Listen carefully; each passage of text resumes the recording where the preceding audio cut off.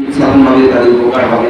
মানে আমি কেন না, আমি যে এখানে এলাম মানুষকে উদ্ধার করার জন্য, আর যদি মানুষ আমাকে শ্রদ্ধা না করে, ভালো না বাসে, প্রণাম না করে, তাহলে তাদের অমঙ্গল হয়ে যাবে, তাদের মঙ্গল হবে না।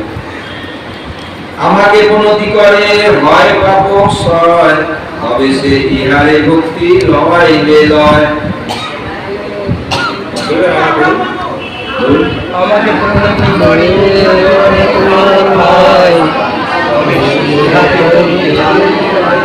হয় এই সমস্ত দুর্জনেরা যদি আমাকে প্রণাম করে, তাহলে তাদের পাপ ক্ষয় হবে। আমাকে বলছি তাদের পাপ ক্ষয় হবে। এইসব দুর্জনেরা যদি আমাকে প্রণাম করে, তবে তাদের পাপ ক্ষয় হবে। উল্টো হয়ে যাচ্ছে, তারা প্রণাম করছে না, পাপ বেড়ে যাচ্ছে। আগের পাপ ক্ষয় তো হচ্ছেই না, আরো পাপ বেড়ে যাচ্ছে। তখন কি হবে? তাই আমি যদি তাদের অনুপ্রাণিত অনুপ্রাণিত করি, তাহলে তারা ভগবদ্ভক্তি অবলম্বন করবে। যদি আমি অনুপ্রাণিত করি, মানে তাদের উৎসাহিত করি। মরে নিন্দা করে জিনা করে নমস্কার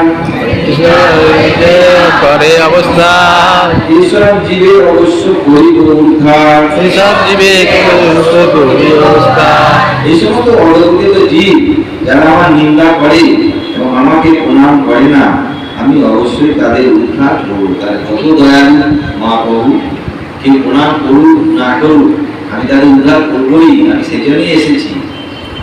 যদি আমাকে যদি প্রণাম নাও করে, নিন্দা করে, আমার নিন্দা যদি করে, তবে আমি তাদের উদ্ধার করে।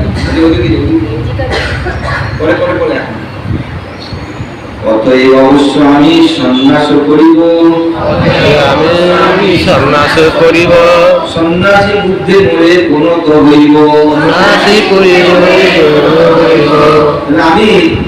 আমি সন্ন্যাস গ্রহণ করব, কেননা তাহলে এই সমস্ত মানুষেরা আমাকে সন্ন্যাসী বলে মনে করে প্রণাম করবে। এখন আমাদের ইসলামের নিয়ম আছে, সন্ন্যাসীকে দেখলেই প্রণাম করা। প্রভুদের আসতেন না যদি প্রণাম করেন, কিন্তু সন্ন্যাসী দেখলেই প্রণাম করতে হবে। এটা ইসকনেরও রীতি আছে, রহমতের দিনেও রীতি ছিল যে সন্ন্যাসী দেখলে প্রণাম করতে হয়। চতুর্বর্ণের মধ্যে ব্রাহ্মণ, ক্ষত্রিয়, বৈশ্য, শূদ্র, ব্রাহ্মণ হচ্ছেন শ্রেষ্ঠ, কেননা তিনি অপর বর্ণগুলির শিক্ষক এবং গুরু।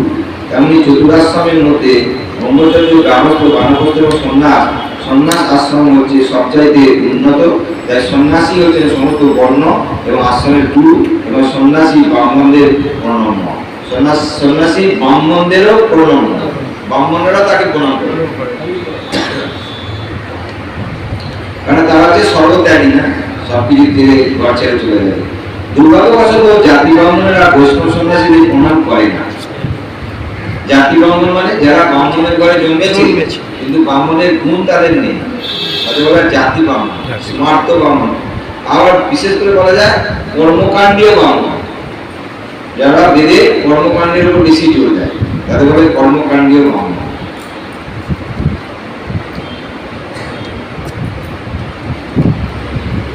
তারা এত দাম্ভিক যে তারা ভারতীয় সন্ন্যাসীদেরও প্রণাম করে না। সুতরাং ইউরোপীয় এবং আমেরিকান সন্ন্যাসীদের কি কথা, বহুবার বলছেন, এটা দুঃখ করে বলছেন যে আমি তো বিদেশিদের সন্ন্যাসী তৈরি করে নিয়ে এসেছি এখানে, তাদের তো প্রণাম করে না ইউরোপিয়ান আমেরিকানদের, কিন্তু যারা ভারতীয় সন্ন্যাসী তাদেরও প্রণাম করে না। সাধারণ মানুষ তাদেরও প্রণাম করে না। শ্রীচৈতন্য মহাপ্রভু আশা করেছিলেন যে জাতি ব্রাহ্মণেরাও সন্ন্যাসী প্রণাম করবে, কেননা 500 বছর আগে সামাজিক নিয়ম ছিল সন্ন্যাসী দেখলেই তিনি পরিচিত হোক বা অপরিচিতই হোক, তৎক্ষণাৎ তাকে প্রণাম করা। শ্রীচৈতন্য মহাপ্রভু কত বছর আগে এসেছিলেন?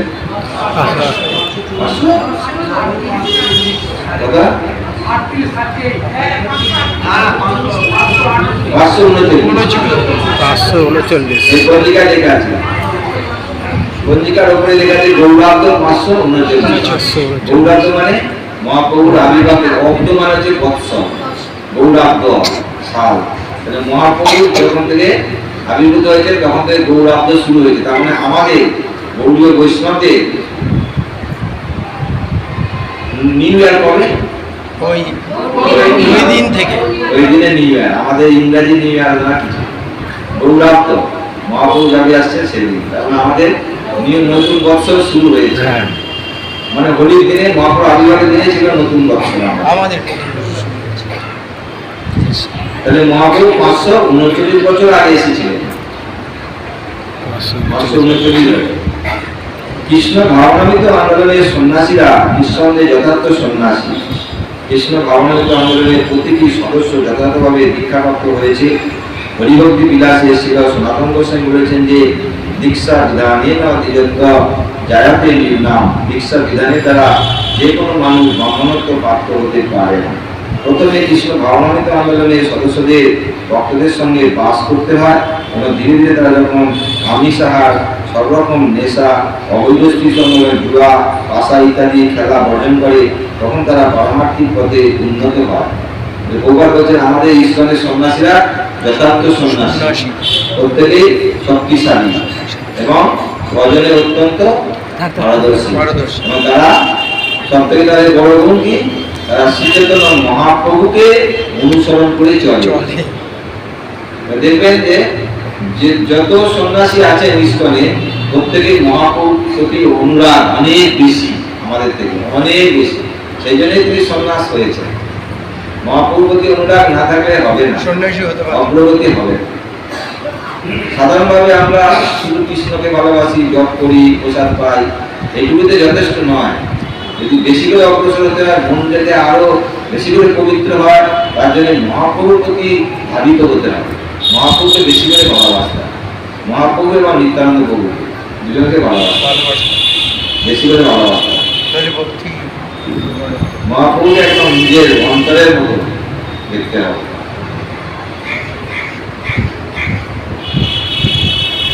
এই যখন সম্পূর্ণরূপে চারটি নিশ্চয়ই পালন করেন, তখন তাকে হরিনাম দেওয়া হয়, ওবার নিয়মটা বলছেন। এবং তিনি প্রতিদিন অন্ততপক্ষে 16 মালা মহামন্ত্র জপ করেন।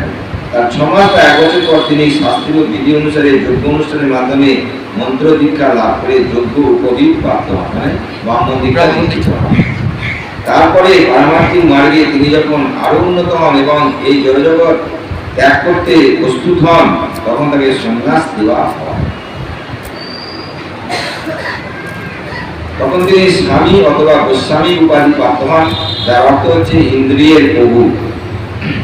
দুর্ভাগ্যবশত ভারতবর্ষে চরিত্রহীন তথাকথিত সমস্ত ব্রাহ্মণেরা তাদের শ্রদ্ধা প্রদর্শন তো করেই না, এমনকি তাদের যথার্থ সন্ন্যাসী বলেও স্বীকার করে। তারা বলে যে এরা মিলচ্ছ, ইস্কন মিলচ্ছদের নিয়ে এসে সন্ন্যাস দিয়েছে, ব্রাহ্মণ তৈরি করেছে।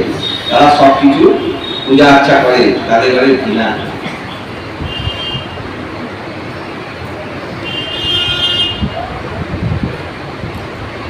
এমনকি তাদের যথার্থ সন্ন্যাসী বলে স্বীকার করেন না। শ্রী চৈতন্য মহাপ্রভু চেয়েছিলেন যে তথাকথিত ব্রাহ্মণেরা যেন বৈষ্ণব সন্ন্যাসীদের শ্রদ্ধা প্রদর্শন করে। তবুও তারা শ্রদ্ধা প্রদর্শন করুক বা যথার্থ সন্ন্যাসী বলে স্বীকার করুক বা না করুক, তাতে কিছু যায় আসে না। কেননা শাস্ত্রে এই ধরনের যথার্থ জাতি ব্রাহ্মণের দণ্ডবিধানের কথা বর্ণনা করা হয়েছে। শাস্ত্রে বলা হয়েছে দেবতা প্রতিমান দৃষ্টু জাতি চৈব দণ্ডিনম নমস্কারং নকুর্যাম যত্র প্রয়াশ্চিত্ত অতে নরহ। যে পরমেশ্বর ভগবানকে মন্দিরে তার শ্রীবিগ্রহকে অথবা ত্রিদণ্ডী সন্ন্যাসীকে প্রণতি নিবেদন করে না, তাকে অবশ্যই প্রায়শ্চিত্ত করতে হবে। কেউ যদি এই ধরনের সন্ন্যাসীকে প্রণতি নিবেদন না করে, তাহলে তার প্রায়শ্চিত্ত হচ্ছে একমাত্র একদিন উপবাস করা।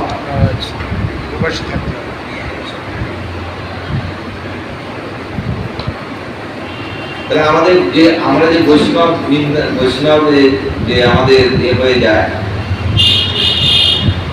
বৈষ্ণব অপরাধ হয় যে আমাদের কি করে হয়, বৈষ্ণব অপরাধের সূত্রপাত কি করে হয়?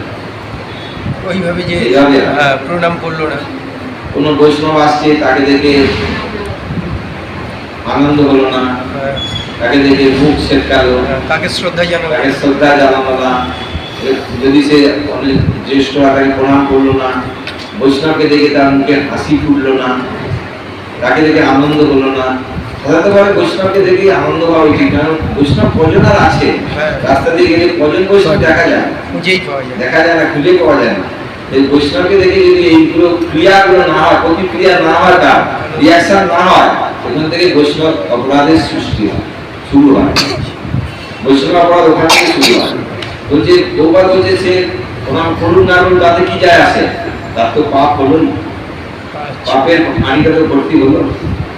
আচ্ছা, প্রণাম না করলে বিষের হানি যেন ভর্তি হয় না, পাপের হানি ভর্তি হলো। প্রণাম করুন না করুন, এমনি তো প্রণাম করাই নিয়ম, নিয়ম। যদি না করে তার পাপের হানি ভর্তি হবেই, কিছু করার নেই।